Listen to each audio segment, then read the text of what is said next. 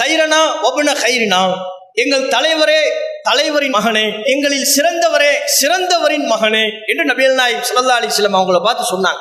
சொன்னோடனே அவனை கூப்பிட்டாங்க, இப்படிலாம் எங்களை சொல்லாது, இப்படியெல்லாம் சொல்லாதீர்கள். வல்லாஹி மா உஹிப்பு அன் தர்ஃபஊனி ஃபௌக மன்சிலத்தி, அல்லாஹ் எனக்கு எந்த அந்தஸ்தை தந்திருக்கிறானோ அதை விட கூடுதலாக நீங்கள் சொல்வதை நான் ஒருபோதும் விரும்ப மாட்டேன். நான் அல்லாஹ்வின் அடிமை, நான் அல்லாஹ்வுடைய அடியார் அப்துல்லான்னு சொல்லுங்க. அதை தவிர்த்து அந்த அந்தஸ்துக்கு மேலாக என்னை புகழாதீர்கள் என்று நபிகள் நாயகம் ஸல்லல்லாஹு அலைஹி வஸல்லம் அவங்க கண்டிக்கிறாங்க. தலைவரேன்னு சொன்னதை கண்டிக்கிறாங்க, தலைவரின் மகனே என்று சொன்னதை கண்டிக்கிறாங்க, சிறந்தவரே சிறந்தவரின் மகனே என்று சொன்னதை கண்டிக்கிறாங்க. ஆனா இன்றைக்கு பாவங்களை மன்னிப்பவரேங்கிறாங்க, மறைவானவற்றை அறிந்து கொள்பவரேங்கிறாங்க. இதெல்லாம் ரசூலுல்லாவுக்கு பிடித்த ஒரு காரியமா? ரசூலுல்லாவை பின்பற்றக்கூடிய முஸ்லிம்கள் இது போன்ற அனாச்சாரங்களில் ஈடுபடலாமா? அஸ்ஸலாமு அலைக்கும் வரஹ்மத்துல்லாஹி வபரகாத்துஹு.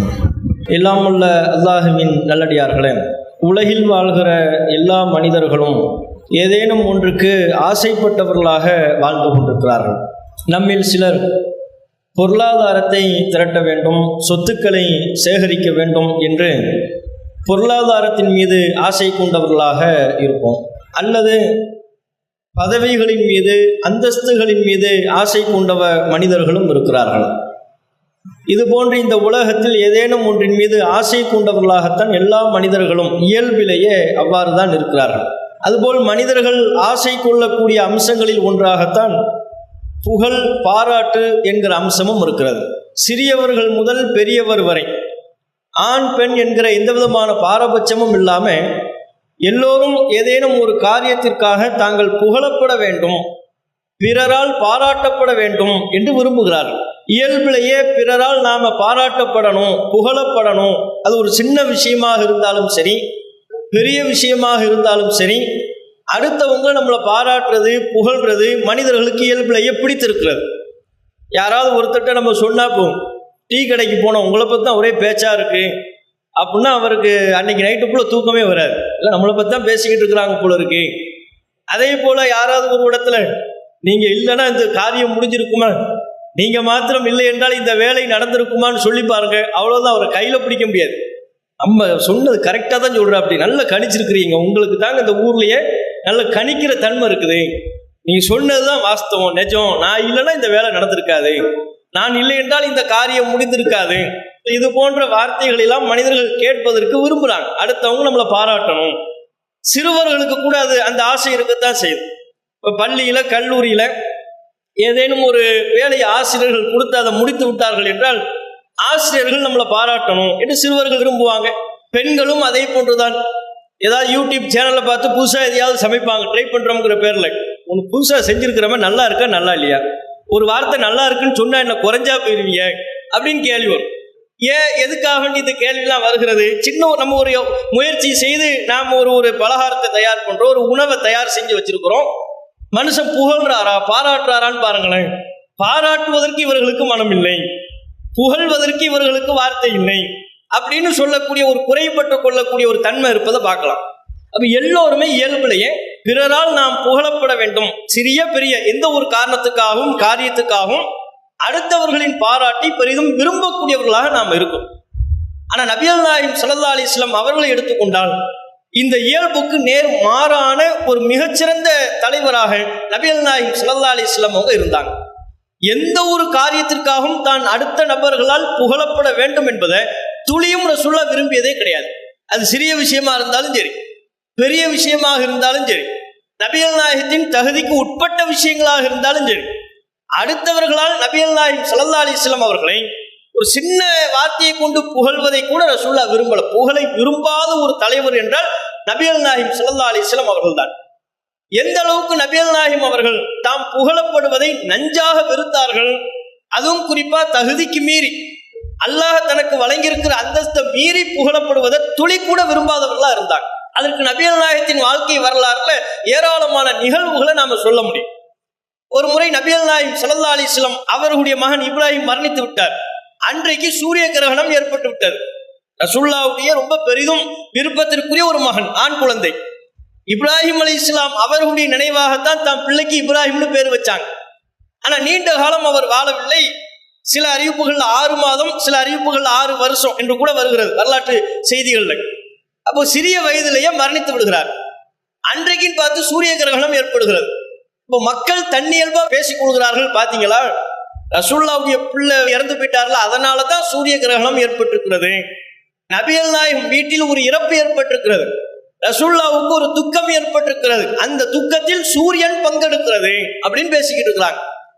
இந்த பேச்சு நபிகள் நாயகத்தின் காதை வந்தடைகின்ற பொழுது அமைதியா ரசூலுல்லாஹ் கடந்து போகல, எல்லாரையும் வாங்கன்ட்டாங்க. மகனை இழந்த துக்கம் ஒரு பக்கம், மிகவும் நேசித்த ஒரு மகன் இறந்திருக்கிறார், அவருடைய இறப்பிற்குண்டான துன்பத்திலிருந்து துக்கத்திலிருந்து ரசூலுல்லாஹ் இன்னும் மீளவில்லை. அதற்குள்ளாக மக்கள் இப்படி பேசிக் கொண்டிருக்கிறார்கள். இந்த பேச்சை நபிகள் நாயகம் அறிந்த மாத்திரத்தில் வாங்கன்ட்டாங்க. எல்லாரும் வாங்க, என்ன பேசிக்கிட்டு இருக்கிறீங்க? என் மகன் இறப்பிற்கும் சூரிய கிரகணத்துக்கும் என்ன சம்பந்தம்? அடிப்படை நீங்கள் புரிய மாட்டீர்களா? இன்ன ஷம்ஸ வல் கமர் ஆயத்தானி மின் ஆயாத்தில்லாஹ், சூரியனும் சந்திரனும் அல்லாஹ்வின் அத்தாட்சி. அல்லாஹ்வின் அத்தாட்சியை கொண்டு போய் என் வீட்டு நிகழ்வோட முடிச்சு போடுறீங்க. அல்லாஹ்வின் அத்தாட்சியில் எதுவும் லா யன்ஹசிஃபானி லிமௌத்தி அஹதின், அதெல்லாம் அல்லாஹ்வுடைய அத்தாட்சி. யாருடைய இறப்பிற்காகவும் அவைகள் துக்கம் அனுஷ்டிக்க வேண்டிய தேவையில்லை. என் வீட்டுல ஒரு இறப்புன்னா சூரியன் துக்கம் அனுஷ்டிக்கணுமா? அந்த அவசியம் ஏன்? அது அல்லாஹ்வுடைய அத்தாட்சி, அல்லாஹ்வுடைய கட்டளையின்படி இயங்கி கொண்டிருக்கிறது. இப்படிலாம் பேசுறதை நிப்பாட்டுங்கட்டாங்க. எந்த நேரம் தான் மகனை இழந்து துக்கத்தில் தவித்து கொண்டிருக்கிற நேரம் என்று கூட பார்க்காம அந்த துக்கத்தை ஓரமாக ஒதுக்கி வைத்து விட்டு இந்த மாதிரி பேச்சுக்கு நம்ம இடம் கொடுக்கக்கூடாது என்று நபிகள் நாயகம் ஸல்லல்லாஹு அலைஹி வஸல்லம் அவர்கள் அந்த பேச்சை கண்டிக்கிற விதமாக, அந்த நம்பிக்கையை தகர்க்கிற விதமா நபிகள் நாயகம் தெளிவுபடுத்துகிறார்கள். யோசிச்சு பாருங்க, அந்த ஒரு மனம் வருகிறது என்று சொன்னால் ரசூலுல்லாஹ் இயல்பிலேயே தான் புகழப்படுவதை எந்த அளவுக்கு நஞ்சா வெறுத்திருக்கணும். அது உண்மையிலேயே ரசூலுல்லாஹ்வுக்கு புகழ் சேர்க்கிற ஒரு அம்சம் தானே. ரசூலுல்லாஹ் போய் பிரச்சாரம் பண்ணல, எந்த விதமான பிரச்சாரமும் பண்ணாம இயல்பா மக்கள் பேசிக் கொண்டிருக்கிறார்கள். பாத்தீங்களாங்க, ரசூலுல்லாஹ் வீட்டுல ஒரு இறப்பு, சூரியன் துக்கம் அனுஷ்டிக்கிறது, இயல்பா பேசிக் கொள்கிறார்கள். இது மாதிரி இன்றைக்கு பல பேர் பிரச்சாரம் பண்ணி தங்களுக்கு ஒரு அற்புதம் இருப்பதாக, சக்தி இருப்பதாக பிரச்சாரம் பண்ணுவாங்க. இந்த சுன்ன ஜமாத்துல தர்கா வழிபாட்டு குரூப்ல வெளியூர்ல இருந்து யாராவது ஒரு ஆலிம் சாவை இறக்கி கூப்பிட்டு வந்திருப்பாங்க. அன்னைக்குன்னு பார்த்து நம்ம ஊர்ல மழை பெஞ்சிருச்சுன்னு வைங்க, அடிக்கிற வெயில் தாங்காது, திடீர்னு அன்னைக்குன்னு ஒரு மழை பெஞ்சிருச்சுன்னா மேகம் கருத்தா கூட போதும், எல்லாம் ஆலிம் சா வந்தார்ல, கால் எடுத்து வச்சாரு, நம்ம ஊரை பாத்தீங்களா ஊட்டி மாதிரி ஆகிவிட்டது. எல்லாம் இவரால தான். ஆலிம் ஷா வந்தாரு, மீலாது விழாவுக்கு ஒரு சிறப்பு பயானம் போட்டார். பாருங்க, அப்படியே மேகம்லாம் குழு குழுன்னு இருக்கு, வானம்லாம் கருத்து போய் இருக்கிறது, கண்டிப்பா மழை தான், எல்லாம் இவரால தான். இப்படி பேசுவதை உள்ளூர கண்டிக்காதவர்களாக இருப்பார்கள். இவரால் தான் மழை பொழிந்தது, இவரால் தான் அது நடந்தது, இவரால் தான் இது நடந்தது என்று தகுதிக்கு மீறி சொல்கின்ற பொழுது பலரும் அதை ஆமோதிப்பவர்களாக அல்லது அமைதியாக கடந்து செல்பவர்களாக இருப்பார்கள். சில பேர் எப்படி கூட நினைப்பாங்க, நம்ம பேசிக்கிட்டு இருக்கிறாங்க, நமக்கு எதுக்கு வம்புன்னு கூட ஒதுக்கி போவாங்க. ஆனா நபிகள் நாயகம் ஸல்லல்லாஹு அலைஹி வஸல்லம் அவர்கள் அந்த பேச்சு அப்படி எடுத்துக்கொள்ளவே இல்லை, போய் கண்டிக்கிறாங்க, எல்லாம் பேசாதீங்கிறாங்க. மகனை இழந்த துக்கம் உள்ளத்தில் இருந்த போதும் இந்த மாதிரியான காரியங்களில் எனக்கு நீங்க இப்படி சொல்லக்கூடாது, இது அல்லாஹ்வுடைய அத்தாட்சி என்று தெளிவுபடுத்துகிறார். எது ஒன்றையுமே ரசூலுல்லாஹ் புகழ விரும்பியது கிடையாது. வணக்கம் சிஸ்டர்ஸ், நாங்கள் இம்போர்ட்டட் மலேசியாலேருந்து ஹிஜாப் எடுத்து ஹோல்சேல் அண்ட் ரீட்டைல் பண்ணிக்கிட்டு இருக்கோம். கிட்ஸ் ஹிஜாப், அடல்ட் ஹிஜாப், உம்ரா கீமர், நோஸ் பீஸ் எல்லாமே ஹோல்சேல் அண்ட் ரீட்டைலில் நாங்கள் கொடுத்துக்கிட்டு இருக்கோம். உங்களுக்கு ரீசெல்லராக இருந்தாலும் சரி, ஹோல்சேலராக இருந்தாலும் சரி, உங்களுக்கு தேவைப்படுறவங்க இந்த ஸ்க்ரீனில் தெரிகிற நம்பரை காண்டாக்ட் பண்ணுங்க. இன்ஷா அல்லாஹ் நாங்கள் ஹோல்சேலும் கொடுக்குறோம், ரீட்டைலும் கொடுக்குறோம், ஆல் ஓவர் இந்தியா ஃபுல்லாக நாங்கள் டெலிவரி பண்ணுறோம். அதே மாதிரி இன்னொரு நிகழ்வு நடைபெறுகிறது. அரபுகள்கிட்ட பொதுவாகவே இந்த போட்டிலாம் வைப்பாங்க, ஒட்டக போட்டி, குதிரை போட்டி, அதெல்லாம் இயல்புலையே அது அவங்க ரொம்ப விரும்பக்கூடியவர்களா இருந்தாங்க. அது மாதிரி ஒரு ஒட்டக போட்டி நடக்கிறது. ஒட்டக போட்டி நடந்தா அதுல வளமையா நபிகள் நாயகம் ஸல்லல்லாஹு அலைஹி வஸல்லம் அவர்களுடைய ஒட்டகமும் அந்த போட்டியில பங்கெடுக்கும். அதிகமா ரசூலுல்லாஹ்வுடைய ஒட்டகம் தான் ஜெயித்தும் இருக்கிறது. அந்த ஒட்டகத்திற்கு பெயர் அலுபா. ரசூல் ஸல்லல்லாஹு அலைஹி வஸல்லம் அவர்கள் அவருடைய வாகனங்களுக்கெல்லாம் பேர் வைக்கிற வழக்கம் அன்றைக்கு இருந்தது. அலுபா என்பது அந்த ஒட்டகத்தின் பெயர். அப்ப அந்த ஒட்டகம் அன்றைய தினம் தோற்று விட்டது. ஒட்டக போட்டியில ரசூலுல்லாஹ்வுடைய ஒட்டகம் தோற்று விட்டது. கிராமவாசியினுடைய ஒரு ஒட்டகம், மதீனாவிலிருந்து சற்று தொலைவில் வந்த ஒரு கிராமவாசியின் ஒட்டகம் ஜெயித்து விட்டது. ரசூலுல்லாஹ் அமைதியா தான் இருக்கிறாங்க, மக்கள் அமைதியா இல்லை. சஹாபாக்கள் பேசிக்கிறாங்க, சுபிகத்தில் அலுபா, அலுபா தோற்று விட்டது, ரசூலுல்லாஹ்வுடைய ஒட்டகம் தோற்று விட்டது, எப்படி தோக்கும்? ரசூலுல்லாஹ்வுடைய ஒட்டகம் தானே ஜெயிக்கும், அல்லாஹ்வின் தூதருடைய ஒட்டகம் தோல்வியை தழுவியதே கிடையாது, இந்த முறை எப்படி ஒரு கிராமவாசியின் ஒட்டகம் ஜெயித்து விட்டது, நபிகள் நாயகத்தின் அலுபா தோற்று விட்டதே அப்படிங்கிறாங்க. அவங்க கவலையா பேசிக்கிறாங்க, ரசூலுல்லாஹ்ட்டே வந்து சொல்றாங்க, இது மாதிரி நமக்கு நடந்து நம்ம கிட்ட சொன்னாங்கன்னு வைங்க, எல்லாம் சதிப்பா, யூதர்களின் சதின்றுவான், எல்லாம் வெளிநாட்டு சதி, அமெரிக்க சதி, அது ஒட்டக போட்டியிலேயே சதி வரப்போது, இவர் சின்ன ஒரு விஷயத்துல தோத்துட்டா கூட சதின்றுவாரு. ஆனா ரசூலுல்லாஹ் அப்படிலாம் பயன்படுத்தலை. அல்லாஹ்வின் தூதர் தனக்கு ஏற்பட்ட அந்த தோல்வியையும் ஒப்புக்கொண்டார்கள், தனக்கு ஏற்பட்ட அந்த சரிவையும் ஏற்றுக்கொண்டார்கள். மிக தெளிவாக சொன்னார்கள், இந்த உலகத்தில் உயர்ந்து செல்கின்ற எதுவாக இருந்தாலும் ஒரு நாள் அல்லாஹ் அதை தாழ்த்தாமல் இருப்பதில்லை. உயர்வடைகிற எதுவாக இருந்தாலும் கீழே செல்லும், கண்டிப்பா அதுக்கு தாழ்வு நிலையும் வரும். உயர்வை ஏற்றுக்கொள்வதை போல் தாழ்வையும் ஏற்றுக்கொள்ளுங்கள். உங்களை உயர்த்துறதும் அல்லாஹ் தான், கீழே கொண்டு போறதும் அல்லாஹ் தான். உயர்வை நீங்க ஏத்துக்கிறீங்கல்ல, அதுபோல் தாழ்வையும் ஏற்றுக்கொள்ளுங்கள். இந்த பாடத்தை நபிகள் நாயகம் ஸல்லல்லாஹு அலைஹி வஸல்லம் அவர்கள் ஒவ்வொரு மனிதனுடைய வாழ்க்கைக்கு தேவையான மிக முக்கியமான இந்த பாடத்தை சொல்லி கொடுக்குறாங்க. தோல்வி ஏத்துக்குங்கப்பா, அதுபா தோத்ததுதான் உண்மை, தோற்று விட்டது அதுதான் நிஜம். உயர்வடைகிற எதுவா இருந்தாலும் ஒரு நாள் தோற்கும், அதுக்கும் அல்லாஹ் தோல்வியை கொடுப்பான். இறைவன் உயர்வை கொடுக்கும் போது நீங்கள் ஏற்றுக்கொள்வதை போல தோல்வியும் ஏற்றுக்கொள்ளுங்க என்று நபிகள் நாயகம் ஸல்லல்லாஹு அலைஹி வஸல்லம் அவர்கள் சொன்னார்கள் என்கிற செய்தியை பார்க்கணும். அங்க கூட ரசூலுல்லாஹ் ஆமா என்னமோ நடந்து விட்டது, ஏதோ ஒரு கோளாறு நடந்து விட்டது, யாருடைய சதின்னு தெரியல, நம்ம ஒட்ட தோக்குமா அப்படிலாம் பேசல. தோக்கும், தோல்வி வரும், வாழ்க்கையில வெற்றி தோல்விலாம் சகஜம், உயர்ந்து கொண்டேதான் செல்வீர்கள்லாம் நீங்க நினைக்க கூடாது. ஒரு நாள் கீழே வருவீங்க, கீழே வருவதையும் ஏற்றுக்கொள்ளணும் என்று அந்த மக்களுக்கு பாடம் நடத்துகிறார்கள். என்றால் நபிகள் நாயகம் ஸல்லல்லாஹு அலைஹி வஸல்லம் அவங்க இயல்புல கூட அந்த புகழ விரும்பாதவங்களா இருந்திருக்கிறாங்க பாருங்க. மக்கள் தானே பேசிக்கிறாங்க, ரசூலுல்லாஹ் அங்க போய் எந்த பிரச்சாரமும் பண்ணல. தனக்கு ஒரு சக்தி இருப்பதாகவோ, தன்னுடைய ஒட்டகத்திற்கு ஒரு சக்தி இருப்பதாகவோ, ஒரு சிறந்த ஆற்றல் இருப்பதாகவோ சொல்லவே இல்லை. மக்களா பேசும்போது கூட அப்படிலாம் பேசாதீங்க, வெற்றி வந்தா எப்படி ஏற்றுக்கொள்கிறீங்களோ தோல்வியையும் ஏற்றுக்கொள்ளுங்கள் என்று சொல்லி கொடுக்குறாங்க. அப்ப இதுதான் நபிகள் நாயகம் ஸல்லல்லாஹு அலைஹி வஸல்லம் அவருடைய இயல்பாக இருந்திருக்கிறது. இது மாதிரி பல நேரங்கள் ஒரு தடவை ஒரு முஸ்லீமுக்கும் ஒரு யூதருக்கும் சண்டை. என்ன பிரச்சனை? முஸ்லீம் சொல்கிறார் நபிகள் நாயகம் தான் சிறந்தவர், உலகத்தில் உள்ள எல்லாரையும் விட நபிகள் நாயகம் சிறந்தவர் அப்படிங்கிறார். யூதர் சொல்கிறார் ரசூலுல்லாஹ்வுடைய காலத்துல மதீனாவை சுற்றிலும் யூதர்கள் இருந்தாங்க. யூதர் அந்த நபர் சொல்கிறார் இல்ல இல்ல, உலகத்தில் உள்ள எல்லாரையும் விட மூசா தான் சிறந்தவர். இவர் நபிகள் நாயகம் தான் சிறந்தவர் என்கிறார் முஸ்லிம், மூசா தான் சிறந்தவர் என்கிறார் யூதர். ரெண்டு பேருக்கும் வாய் தகராறாகி ஒரு கட்டத்தில் அந்த முஸ்லிம் யூதருடைய கன்னத்தில் ஓங்கி அறிந்து விட்டார், அடிச்சிட்டார், கை தகராறா மாறிடுச்சு. அதுல முஸ்லிம் யூதர் மீது எல்லை மீறி விட்டார், அடிச்சு விட்டார். அப்ப அந்த யூதர் சொல்கிறார், இந்த வழக்கை நான் ரசூலுல்லாஹ்விடத்துல கொண்டு செல்வேன், எனக்கு நீ அநியாயம் பண்ணிட்டேன், என்னிடத்தில் எல்லை மீறி விட்டாள், வா ரசூலுல்லாஹ்விடத்துல போவோம், முகமது இடத்துல போவோம் என்று சொல்லி நபிகள் நாயகத்துல மறுகிறார்கள். நடந்தவற்றை சொல்கிறார்கள். நடந்தவற்றை சொல்லும் பொழுது ரசூலுல்லாஹ் அதை எதிர்கொண்ட விதத்தை பாருங்க. யூதரை கண்டிக்காம முஸ்லிமை கண்டிக்கிறாங்க. அடித்ததை மட்டும் கண்டிக்கல, அவர் சொன்ன தன்னை மூசா நபியை விட தன்னை சிறப்பித்து சொன்னதையே கண்டிக்கிறார். முஸ்லிமுக்கு நபிகள் நாயகம் அறிவுரை சொல்கிறார்கள், லா துஹய்யிருனி அலா மூசா, மூசாவை விட என்ன சிறந்தவர்னு சொல்லாதீங்க. அது ஏன்பா நீ சொன்ன? நபிகள் நாயகம் ஸல்லல்லாஹு அலைஹி வஸல்லம் அவங்க சொல்றாங்க, மூசா நபியை விட என்ன சிறப்பித்து சொல்லாத. அதுக்கு ஒரு காரணமும் இருக்கு.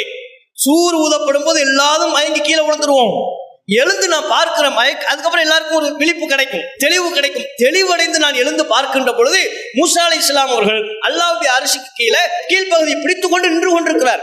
அவர் மயக்கம் போட்டு கீழே விழுந்து ஆளா முழிச்சு நிற்கிறாரா, அல்லது மயக்கம் அடைவதிலிருந்து அல்லாஹ் அவருக்கு விதிவிலக்கு கொடுத்து விட்டானா எனக்கு தெரியவில்லை.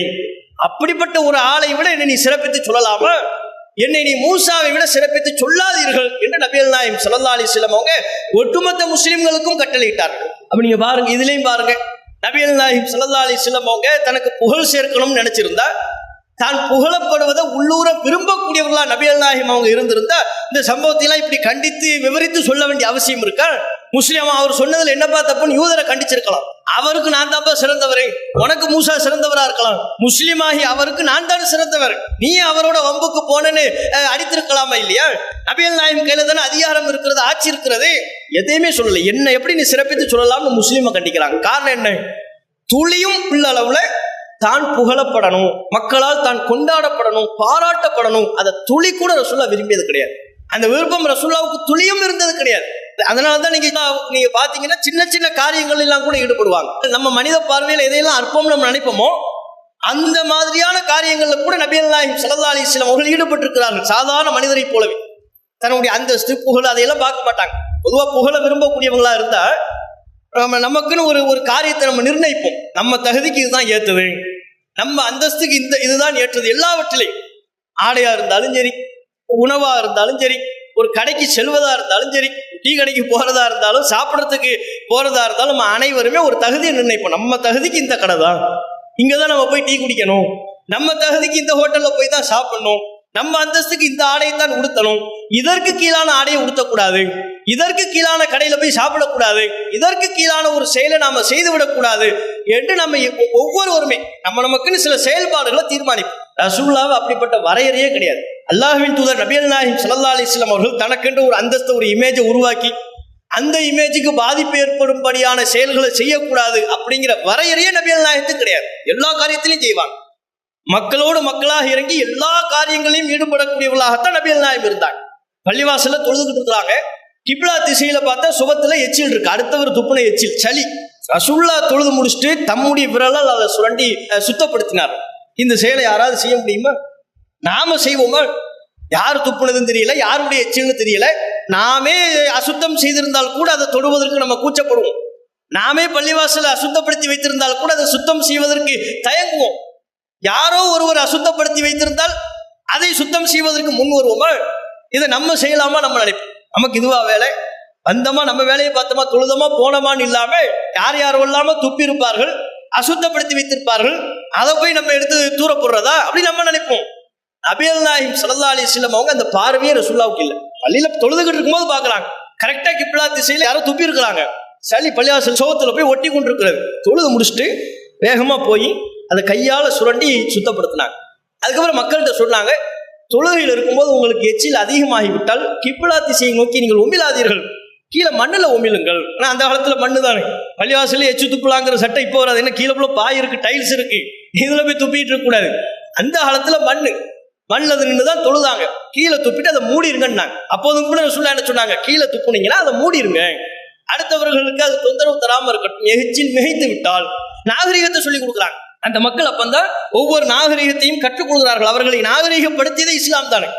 காட்டுமிராண்டி சமூகம் என்றுதான் அவர்கள் அறியப்பட்டிருந்தார்கள். எந்த விதமான நாகரிகமும் அவர்களுக்கு கிடையாது. அவர்களை படிப்படியாக நாகரிக ரீதியாக மேம்படுத்தியது இஸ்லாம் தான். நபிகள் நாயகம் ஸல்லல்லாஹு அலைஹி வஸல்லம் அவர்கள் தான் அவர்களை மேம்படுத்தினாங்க, சொல்லி கொடுக்குறாங்க. இதுல நீங்க பாருங்க, ரசூலுல்லாஹ் நம்ம போய் எச்சியை தொடுறதா? ரசூலுல்லாஹ் சொன்னா செய்யறதுக்கு ஆள் இல்லையா? யோசிச்சு பாருங்க. அல்லாஹ்வின் தூதர் பாருங்க, அசுத்தமா இருக்கு, யாரா வாங்க சுத்தப்படுத்துங்கன்னு சொல்லிட்டா போதும், முண்டி எடுத்துக்கொண்டு செய்வார்கள். தான் நபிகள் நாயகம் ஸல்லல்லாஹு அலைஹி வஸல்லம் அந்த காரியத்தில் இறங்கி செய்தார்கள். காரணம், நம்ம இந்த செயலை செய்யணுமாங்கிற பார்வையெல்லாம் ரசூலுல்லாஹ்வுக்கு கிடையாது. அதே மாதிரிதான் பத்ர் போர்க்களத்துல வீரர்கள் செல்கிறார்கள், வாகனத்துல செல்றாங்க. அந்த நேரத்துல வாகன பற்றாக்குறை, ஒரு வாகனத்துல 3 பேர், ஒரு வாகனத்துல ஒரு ஆள் போகக்கூடிய நிலை இல்லை. பத்ர் போர்க்களம் திடீரென்று ஏற்பட்ட நெருக்கடியில் ஏற்பட்ட ஒரு யுத்தம். வீரர்கள் ஓரளவுக்கு கணிசமா இருந்தாலும் சொற்பமான எண்ணிக்கை தான். அந்த எண்ணிக்கையின் அளவுக்கு கூட வாகனங்கள் இல்லை, வாகனங்கள் ரொம்ப குறைவா இருக்கு, 3க்கு 1 தான் இருக்கு. வீரர்கள் எண்ணிக்கையை விட வாகனங்களின் எண்ணிக்கை 3க்கு 1. அப்ப என்ன செய்யறது? ஒரு வாகனத்துல 3 பேர். இது எல்லாருக்கும் சொல்லிட்டாங்களா? 3 பேரை கூப்பிடுறாங்க, வாங்க நீங்க 3 பேர் இந்த ஒட்டகத்துல போங்க, நீங்க 3 பேர் வாங்க இந்த ஒட்டகத்துல போங்கன்னு அனுப்பி வைக்கிறாங்க. அனுப்பி வச்சா ரசூலுல்லாஹ் யார், எவ்வளவு பெரிய ஒரு தலைவர், நபிகள் நாயகம் ஸல்லல்லாஹு அலைஹி வஸல்லம் அவர்கள் இறைவனின் தூதர், தனக்கென்று ஒரு ஒட்டகத்தை தேர்வு செஞ்சிருக்கலாம் தானே. ரசூலுல்லாஹ் அப்படி செய்யலை. தனக்கென்று ஒதுக்குன்னு அந்த ஒட்டகத்துல 2 பேரை கூப்பிடுறாங்க, அபூ லுபாபா, அலி, நம்ம 3 பேர் இந்த ஒட்டகத்துல போங்கிறாங்க. நபிகள் நாயகம், அபூ லுபாபா, அலி ரலியல்லாஹு அன்ஹு இந்த 3 நபர்களும் சேர்ந்து ஒரு ஒட்டகத்தில் பயணித்தார்கள். 3 பேர் ஒரே நேரத்தில் ஒட்டகத்தில் ஏறி உட்கார இயலாது, பயணிக்க இயலாது. 2 பேர் தான் ஒட்டகத்தில் அமர இயலும். ஒருவர் கீழே இறங்கி ஒட்டகத்தை இழுத்துட்டு நடந்து தான் போகணும், ஒருவர் நடந்து போகணும், 2 பேர் வாகனத்துல உட்காரணும். இப்படித்தான் 3 பேர். கொஞ்ச நேரம் ஒரு மேல உட்கார்ந்து இருப்பார், திடீர்னு மேல உட்கார்ந்தவர் கீழே இறங்கி வருவார், நடந்து கொண்டு இருப்பவர் ஒட்டகத்துல ஏறுவார், இப்படி. அப்ப ரசூல் ஸல்லல்லாஹு அலைஹி வஸல்லம் அவங்க வாகனத்திலிருந்து கீழே இறங்கி வர வேண்டிய முறை வருகிறது. அப்ப அலி அவர்களும் அபூ லுபாபா அவர்களும் சொல்கிறார்கள், அல்லாஹ்வின் தூதரை, இருக்கம், நீங்க ஒட்டகத்தில் இருங்க, குன்னா நம்ஷி அன்க, உங்க சார்பா நாங்க வேணா நடந்து வரோம், நாங்க கீழே நடந்து வர்றோம், நீங்க ஒட்டகத்தில் இருங்க அப்படிங்கிறாங்க. இது மாதிரி நமக்கு சொல்லப்பட்டா என்ன, உன்னத்தானப்பா தேடிக்கிட்டு இருந்தேன், தங்கம் நீ உன்ன மாதிரி ஒரு ஆள் உண்டா, உன் மனசு வேற யாருக்கு இல்லப்பா, நீ தான்ப்பா நம்மளை பத்தி புரிஞ்சுக்கிட்டாரு, நானும் எவ்வளோ பேரை பார்த்துட்டேன், உன்ன மாதிரி தங்கமான மனசு வேற யாருக்குமே இல்லை, சரிப்பா மகாராசா நீ நடந்து வா, நான் வாகனத்திலே உட்கார்ந்துகிட்டு இருக்கிறேன் இப்படின்னு சொல்லிடுவோம். ரசூலுல்லாஹ் என்ன தெரியுமா சொன்னாங்க, அது என்ன அப்படி, நான் ஏன் முறை வரும்போது நான் கீழே இறங்கிடுவேன். அதுக்கு 2 காரணம் சொன்னாங்க.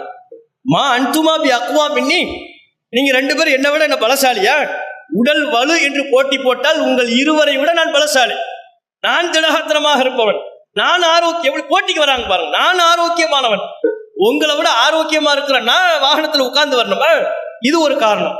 2வது காரணம் சொல்கிறார்கள், அதைத்தான் நம்ம ரொம்ப கவனிக்கணும். நபிகள் நாயகம் சொன்னாங்க, இப்ப அல்லாஹ்வுடைய பாதையில பயணிக்கிறோம், உங்க 2 பேருக்கு தான் நன்மை வேணுமா? எப்படி எப்படி கேட்கறாங்க பாருங்க. அல்லாஹ்வுடைய பாதையில பயணிக்கணும். இதில் ஏற்படுகிற சிரமம் கஷ்டம் எல்லாத்திலுமே நம்ம 3 பேருக்குமே நன்மை கிடைக்கும். நீங்க 2 பேரும் மட்டும் கஷ்டப்பட்டு நன்மையை சம்பாதிக்கலாம்னு பாக்குறீங்களா? ஒமா அன அகுனா அனில் அஜிரி மின்குமா, உங்கள் இருவருக்கும் எந்த நன்மை தேவைப்படுகிறதோ அந்த நன்மை எனக்கும் தேவை. அந்த இறை கூலியிலிருந்து நான் தேவையற்றவன் அல்ல, எனக்கு நன்மை வேணும்பா. ஏன் நன்மை நான் விட்டு கொடுக்க முடியாது. எனக்கு தேவையான அல்லாஹ்விடத்தில் நான் பெறுகிற கூலியை உங்க 2 பேருக்கு விட்டு கொடுக்க நான் தயாரா இல்லை. என் முறை வரும்போது நான் கீழே இறங்கிடுறேன். இப்ப இதை நம்ம கவனிக்க வேண்டிய அம்சம். நபிகள் நாயகம் ஸல்லல்லாஹு அலைஹி வஸல்லம் அவங்க இப்படி உருவாக்குறாங்க. ரசூலுல்லாஹ்வுடைய அந்த பண்பை பாருங்க. ஒரு பெருமை, புகழ், தற்புகழ்ச்சி இதெல்லாம் இருந்தா முண்டி அடித்துக்கொண்டு வருவதை யாராவது விரும்புவாங்களா? ஒரு வாகனத்துல பைக்ல ட்ரிபிள்ஸ் போறோம்னு இங்க முண்டி அடித்துக்கொண்டு, இன்னைக்கு உள்ள காலத்துல அவர் சொந்த வாகனத்துல அவரை பின்னால தள்ளி விட்டுருவாங்க. அவர் வாகனமா இருக்கும், அவரை பெண்ணுக்கு தள்ளி உட்காரக்கூடிய ஒரு நிலையில இருக்கும். இப்படி போனோம்னா இப்ப இப்படி முண்டி அடிச்சுக்கிட்டு போகணுமா? இதெல்லாம் நம்ம அந்தஸ்துக்கு சரி வருமா? அதுவும் இன்றைக்கு 7 வயது பசங்களா இருந்தாங்கன்னு வைங்க, ட்ரிபிள்ஸ் தான் போவாங்க. போனாலும் என்ன, இந்த பைக்ல எல்லாம் நம்ம போலாமா? நமக்குன்னு ஒரு குதிரை சைஸ்ல ஒரு பைக் வேணும். பின்னால உட்காரத்துக்கு ஏணிப்பிடி வச்சு ஏறணும். ஏதாவது ஒரு 2 ஸ்டெப் ஏணிப்பிடி வச்சு அது மேல ஏறி உட்காரணும். இந்த மாதிரி பைக்ல இல்லப்பா நம்ம போகணும், நம்ம இப்படி போலாமா அப்படி போலாமா நம்ம நினைப்போம், அந்தஸ்து பார்ப்போம். அந்த தற்பெருமை, புகழ்ச்சி, அந்த சிந்தனை எல்லாம் இருக்கும் என்றால் அப்படிப்பட்ட ஒரு பார்வை இருக்கும். நபிகள் நாயகம் ஸல்லல்லாஹு அலைஹி வஸல்லம் அவங்க நெருக்கடி நேரத்துல அனைவருக்கும் எதை சட்டமா சொன்னாங்களோ, ஒரு வாகனத்துல 3 பேர், அதே சட்டத்தை தனக்கும் அமல்படுத்தினார்கள். அனைவரும் எப்படி ஒருவர் கீழே இறங்கி நடந்து வர வேண்டும் என்கிற ஒரு நிலை ஏற்பட்ட பொழுது, அதை நான் செஞ்சிடறப்பா, என் முறை வரும்போது நான் கீழே இறங்கிடுவேன், நீங்க உட்காருங்க, நான் நடந்து வரேன், எனக்கு நன்மை வேணும். நாங்க காரணம் துளி கூட நபிகள் நாயகம் ஸல்லல்லாஹு அலைஹி வஸல்லம் அவங்களுடைய உள்ளத்துல பெருமை இருந்தது கிடையாது, தற்புகழ்ச்சி இருந்ததில்லை. நம்ம உயர்ந்தவங்க அடுத்தவங்க எல்லாம் மட்டம்ங்கிற பார்வை ரசூலுல்லாஹ்வுக்கு கிடையாது. அடுத்தவர்கள் எந்நேரமும் தம்மை புகழ வேண்டும், தம்முடைய துதிப்பாட வேண்டும் என்று நபிகள் நாயகம் ஒருபோதும் நினைத்தது கிடையாது. ஒரு பெண்மணி கபர்ல உட்கார்ந்து அழுதுகிட்டு இருக்கிறாங்க. ரசூலுல்லாஹ் கிராஸ் பண்ணி போறாங்க. கிராஸ் பண்ணி போகும்போது அந்த பெண்மணி இடத்துல சொல்றாங்க, ஏமா பொறுமையா இருமா, இஸ்பிரி, பொறுமையா இரு, வத்தகி, அல்லாஹ் பயந்துக்க அப்படின்னாங்க. அந்த அம்மா திரும்பி பார்க்கல, சொன்னது யாருன்னு தெரியல. உடனே அந்த அம்மா ரிப்ளை கொடுக்குது, இன்னக்கலம் துசபபி முசீபத்தி, எனக்கு வந்த துன்பம் உங்களுக்கு வந்தா தெரியும், உங்க வேலையை பார்த்து போங்கட்டாங்க. அது பெண்களுக்கே உரிய ஒரு குணம். பொதுவா எல்லோருக்கும் வரும். பெண்கள் அந்த நேரத்தில் உணர்ச்சி வசப்பட்டு அப்படி பேசிடுறாங்க. எனக்கு வந்த துன்பம் உங்களுக்கு வரல, உங்க வேலையை பார்த்துக்கிட்டு போங்க. அந்த அம்மா யாரையும் இழந்திருக்கும், ஒரு மௌத்து, அதனால அழுது கொண்டிருக்கிறாங்க. ரசூலுல்லாஹ் பொறுமையா இரு, அல்லாஹ் பயந்துக்கன்னாங்க. இந்த அறிவுரையை ஏற்றுக்கொள்ளாம சகித்துக் கொள்ளாம உங்க வேலையை பார்த்துக்கிட்டு போங்க, எனக்கு வந்த துன்பம் உங்களுக்கு வந்தா தெரியும்ட்டாங்க. அதுக்கப்புறம் ரசூலுல்லாஹ் போயிட்டாங்க, அமைதியா போயிட்டாங்க. போனதுக்கு அப்புறம் அந்த அம்மாட்ட சொன்னாங்க, நீ ரசூலுல்லாஹ் இடத்துல தாம்மா இப்படி பேசின, உனக்கு அறிவுரை சொன்னது வேற யாரும் இல்ல, நபிகள் நாயகம்ட்டாங்க. பதறி எடுத்துக்கொண்டு நபிகள் நாயகம் ஸல்லல்லாஹு அலைஹி வஸல்லம் அவங்களை சந்திக்கிறதுக்கு அந்த அம்மா போறாங்க. போய் சொன்னாங்க, அல்லாஹ்வின் தூதரே, நீங்களும் நான் கவனிக்கல, நீங்களும் நான் பார்க்காம நான் அப்படி பேசிட்டேன், வருத்தம் தெரிவிச்சுக்கிறேன். அந்த அம்மா பேசினது கூட ரசூலுல்லாஹ் கவனிக்கல. அந்த அம்மா வந்ததும் மீண்டும் நபிகள் நாயகம் சொன்னார்கள், இன்னம சபுரு இந்த சதுமத்தில் ஊழா, பொறுமை என்பது துன்பம் வந்து தாக்குகின்ற முதல் வேளையில் கடைபிடிப்பதுதான். அப்பவும் பொறுமையை பத்தி தான் பேசுறாங்க. தான் அவமதிக்கப்பட்டதை பத்தி ரசூலுல்லாஹ் கவனத்தில் கொள்ளல. என்ன பார்த்து நீ எப்படி பேசுன, நான் யாருன்னு தெரியுமான்னு அங்கேயே சண்டை போட்டுருக்கலாம்ல. ரசூலுல்லாஹ் பெருமையை புகழ விரும்பக்கூடியவளா இருந்தா, என்னமா யாரை பார்த்து என்ன வார்த்தை பேசிக்கிட்டு இருக்க, நான் யாருன்னு நினைச்சேன், 2 பேரை கூட்டு வந்தோன்னா நீ இருக்கிற இடம் தெரியாம அப்படிலாம் சொல்லியிருக்கணும். அப்படி சொல்லலை. தன்னை பற்றி அங்க பேச்சே இல்லை. தன் வீட்டிற்கு வந்த போதும் கூட நீ பேசியதை நான் ஏற்றுக்கொள்ளவே மாட்டேன்லாம் சொல்லலை. அதை பத்தியே மைண்டுக்கு போகலைங்க. ரசூலுல்லாஹ் அங்க பேசினதே பொறுமையா இருக்கலாம்லம்மா. அப்ப அந்த அம்மா சொன்னாங்க, இப்ப நான் பொறுமையா இருக்கிறேன், இப்ப பொறுமையா இருக்கிறேன்னு சொல்லி என்ன ஆக போகுது, இன்னம சபரு இந்த சதுமத்தில் ஊழா, பொறுமை என்பதே துன்பம் வந்து தாக்குகின்ற முதல் வேளையில் கடைபிடிப்பதுதான். எல்லாத்தையும் சொல்றதையெல்லாம் சொல்லிவிட்டு இவர் பொறுமை எப்படி தெரியுமா, கையில கிடைக்கிறதெல்லாம் தூக்கி உடைச்சு விடுவாரு, வீட்டில் உள்ள பண்ட பாத்திரங்கள்லாம் பறக்கும், கடைசியில் சொல்லுவார், இப்போ நான் பொறுமையா இருக்கிறேங்கிறார். இது என்னடா பொறுமை, பொருள்லாம் உடஞ்சி போச்சு, கொட்ட வேண்டிய வார்த்தைகளை எல்லாம் கொட்டி முடிச்சாரு, அங்க குடும்பமே 2ஆ போயிருக்கும். நான் பொறுமை, அல்லாஹ் காண்டி பொறுமையா இருக்கிறேங்க, இதுக்கு மேல என்ன பொறுமை? அதைத்தான் நபிகள் நாயகம் சொல்றாங்க, பொறுமை என்பது துன்பம் வந்து தாக்குகின்ற முதல் வேளையில் கடைபிடிப்பதுதான், அதுதான் உண்மையான பொறுமை. பொறுமையா இருமா, அதைத்தான் நான் உனக்கு சொன்னேன்னு சொல்லிதான் நபிகள் நாயகம் ஸல்லல்லாஹு அலைஹி வஸல்லம் அவர்கள் சொன்னார்களே ஒழிய, தன்னை பத்தி பேசின அந்த வார்த்தை, அது ஏன் எப்படி பேசினேன் அப்படிலாம் ரசூலுல்லாஹ் கேட்கவே இல்லை. அதையெல்லாம் ரசூலுல்லாஹ் எதிர்பார்க்கவே கிடையாது. அப்துல்லாங்கிற ஒரு நபித்தோழர் வரம்பு மீறி நோன்பு வைக்கிறாரு, வரம்பு மீறி தொழுகையில் ஈடுபடுகிறாருங்கிற செய்தி வருது. அவரை கண்டிப்பதற்கு ரசூலுல்லாஹ் அவங்க வீட்டுக்கே போனாங்க. வீட்டுக்கு போகும்போது அப்துல்லா அவங்க சொல்றாங்க, ரசூலுல்லாஹ் என் வீட்டுக்கு திடீர்னு வந்துட்டாங்க, ஏன் வந்தாங்க எதுக்கு வந்தாங்கன்னு எனக்கு தெரியல. அப்போ நபிகள் நாயகத்திற்கென்று ஒரு பிரத்யேகமா ஒரு விரிப்பை நான் விரித்தேன். அல்கைத் லஹு விசாதத்தம் மின் அதமின் ஹஷ்வுஹா லீஃபுன், விருந்தாளிகள் வந்தா அவங்களை அமர வைப்பதற்காக உள்ள ஒரு விரிப்பு, அதை விரிச்சாங்க. ரசூலுல்லாஹ் அந்த விரிப்பையெல்லாம் கூட எதிர்பார்க்கல, வந்தவொடனே உட்கார்ந்துட்டாங்கன்னா விரிப்பதற்கு முன்பாக நபிகள் நாயகம் தரையில் அமர்ந்து விட்டார்கள். அதுக்கப்புறம் ரசூலுல்லாஹ் பேச ஆரம்பிச்சிட்டாங்க. இந்த விரிப்பு இதை பத்திலாம் பேச்சே இல்லை. வந்தாங்க, நேர டக்குன்னு தரையில உட்கார்ந்துட்டாங்க. தரையில உட்கார்ந்து கொண்டு அவரிடத்துல பேசுறாங்க, என்னப்பா அதிகமா நோன்பு வைக்கிறியான்? அப்படிலாம் நோன்பு வைக்காத, நோன்பு குறை. எவ்வளவு நோன்பு வைக்கிற? ஒரு மாசம் முழுக்க நோன்பு வைக்கிறார், உபரியான நோன்பு. அவ்வளவு ஏன்பா நீங்க நோன்பு வைக்கிறீங்க? ஏன் ஒரு மாசத்துக்கு 3 நோன்பு உங்களுக்கு பத்தாதான்னு கேட்கறாங்க. அம்மா எக்ஃபீக மின் குல்லி ஷஹரின் ஸலாஸத்து அய்யாம், ஒரு மாதத்துக்கு 3 நோன்பு பத்தாதா? இல்ல அல்லாஹ்வின் தூதரே 3 பத்தாது, எனக்கு அதிகப்படுத்துங்க. ஜிதி யார சொல்லலாம், அதிகப்படுத்துங்கன்னு கேட்கிறாரு. சரி மாசத்துக்கு 5 வைங்க. 5ம் பத்தாது அல்லாஹ்வின் தூதரே, அதிகப்படுத்துங்க.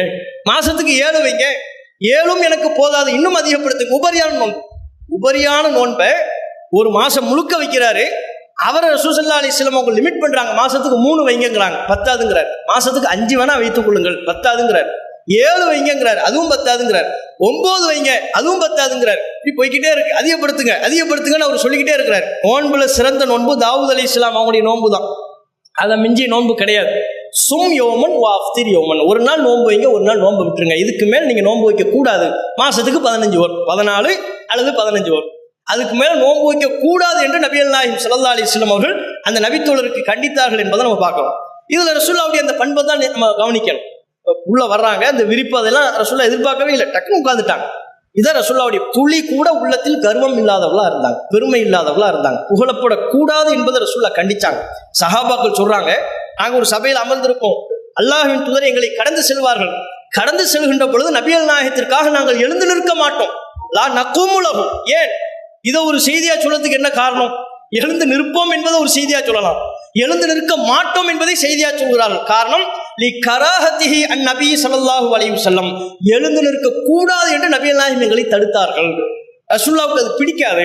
அதனால நாங்க ரசூலுல்லாஹ் எங்களை கடந்து போனாங்கன்னு உட்கார்ந்துகிட்டே தான் இருப்போம், பேசிக்கிட்டே தான் இருப்போம்.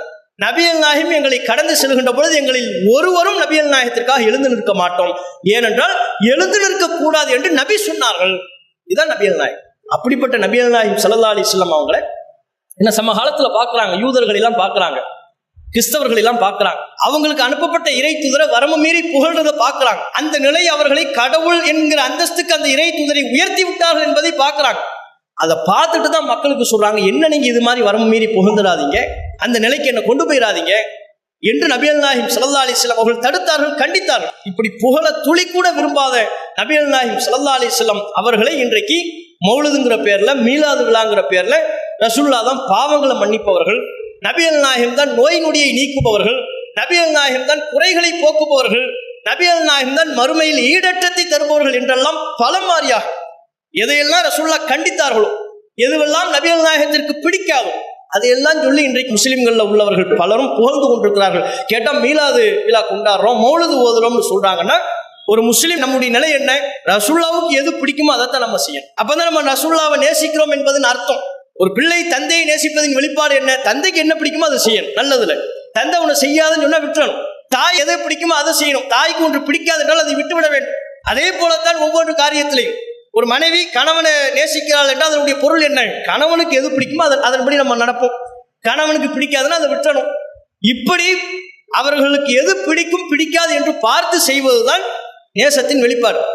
நபிகள் நாயகம் ஸல்லல்லாஹு அலைஹி வஸல்லம் அவங்க என்ன புகழாதீங்க, என்ன வரம்பு மீறி புகழாதீங்க என்று சொல்லிவிட்டதற்கு பிறகு ரசூலுல்லாஹ்வை நேசிக்கிறோங்கிற பேர்ல நாங்க இதெல்லாம் செய்யறோம்னா இந்த அனாச்சாரத்தில் ஈடுபடலாமா? ரசூல் ஸல்லல்லாஹு அலைஹி வஸல்லம் அவங்கள பார்த்து ஒரு சஹாபி சொன்னாங்க, யா சய்யிதனா வப்ன சய்யிதினா வ கைரனா வப்ன கைரினா, எங்கள் தலைவரே தலைவரின் மகனே, எங்களில் சிறந்தவரே சிறந்தவரின் மகனே என்று நபிகள் நாயகம் ஸல்லல்லாஹு அலைஹி வஸல்லம் அவங்கள பார்த்து சொன்னாங்க. சொன்னோடனே அவனை கூப்பிட்டாங்க, இப்படிலாம் எங்களை சொல்லாது, இப்படியெல்லாம் சொல்லாதீர்கள். வல்லாஹி மா உஹிப்பு அன் தர்ஃபஊனி ஃபௌக மன்சிலத்தி, அல்லாஹ் எனக்கு எந்த அந்தஸ்தை தந்திருக்கிறானோ அதை விட கூடுதலாக நீங்கள் சொல்வதை நான் ஒருபோதும் விரும்ப மாட்டேன். அல்லாஹ் எனக்கு என்ன அந்தஸ்து கொடுத்திருக்கிறான், என்ன நபி ஆக்கியிருக்கிறான், நபின்னு சொல்லுங்க. அல்லாஹ்வின் அடிமை நான், அல்லாஹ்வுடைய அடியார் அப்துல்லான்னு சொல்லுங்க. அதை தவிர்த்து அந்த அந்தஸ்துக்கு மேலாக என்னை புகழாதீர்கள் என்று நபிகள் நாயகம் ஸல்லல்லாஹு அலைஹி வஸல்லம் அவங்க கண்டிக்கிறாங்க. தலைவரேன்னு சொன்னதை கண்டிக்கிறாங்க, தலைவரின் மகனே என்று சொன்னதை கண்டிக்கிறாங்க, சிறந்தவரே சிறந்தவரின் மகனே என்று சொன்னதை கண்டிக்கிறாங்க. ஆனா இன்றைக்கு பாவங்களை மன்னிப்பவரைங்கிறாங்க, மறைவானவற்றை அறிந்து கொள்பவரைங்கிறாங்க. இதெல்லாம் ரசூலுல்லாஹ்வுக்கு பிடித்த ஒரு காரியமா? ரசூலுல்லாஹ்வை பின்பற்றக்கூடிய முஸ்லிம்கள் இது போன்ற அனாச்சாரங்களில் ஈடுபடலாமா? இன்றைக்கு பெருமளவு நம்முடைய பிரச்சாரத்தின் காரணத்தினால் மௌலிது மீலாதெல்லாம் குறைஞ்சிருக்குது. இன்னைக்குள்ள நில திருப்பூர் மாவட்டத்தில் மீலாது விழா ஊர்வலத்துக்கு வரவழைப்பதற்கு ஸ்பெஷல் ஆஃபர்லாம் போட்டிருக்கிறாங்க. யார் யாரெல்லாம் மீலாது விழாவுக்கு ஊர்வலத்துக்கு வருவீங்களோ அவங்க குடும்ப பேரையெல்லாம் போட்டு குழுக்கள் சீட்ல உம்ரா பயணத்துக்கு கூட்டு போவோம். எது மீலாது விழாவுக்கு வந்தா உம்ரா பயணம், மீலாது விழாவுக்கு வந்தா ஸ்மார்ட் டிவி, இப்படி ஆரம்பிச்சிருச்சு. இப்போ காரணம் என்ன? நம்முடைய பிரச்சாரத்தின் காரணத்தினால மக்கள் பெருமளவு அதன் வரத்து குறைந்து இருக்கிறது. ஆனா டோட்டலா அழிஞ்சிருச்சுன்னு சொல்ல இயல. நம்ம ஊர்ல இன்றைக்கும் அது நடைபெற்று கொண்டுதான் இருக்கிறது. பல ஊர்களை இன்றைக்கும் அவைகள் அது போன்ற அனாச்சாரங்கள் நடைபெறத்தான் செய்கிறது. முன்னால ரொம்ப படமா யானையில போய் கொண்டிருந்தது, இன்னைக்கு ஒரு ஆட்டோல போகுது. ஆனா நடக்குது இல்ல. அதை ஒழிப்பதற்கு, அந்த அனாச்சாரங்கள்ல உள்ள மக்களை மீட்டெடுப்பதற்கு நாம் என்ன செய்தோம்? எந்த அளவுக்கு மக்களை போய் சந்திச்சோம், அவரிடத்துல இது தவறு, இது மார்க்கத்தில் இல்லாதது என்பதை விளக்கினோம், புரிய வைத்தோம். அது நம்முடைய கடமை. அதை செய்யக்கூடிய நன்மக்களாக அல்லாஹ் ரப்புல் ஆலமீன் நம்ம அனைவரையும் ஆக்கி அருள் புரிவானாக என்று கேட்டு என்னுடைய முதல் உரையை நிறைவு செய்து கொள்கிறேன்.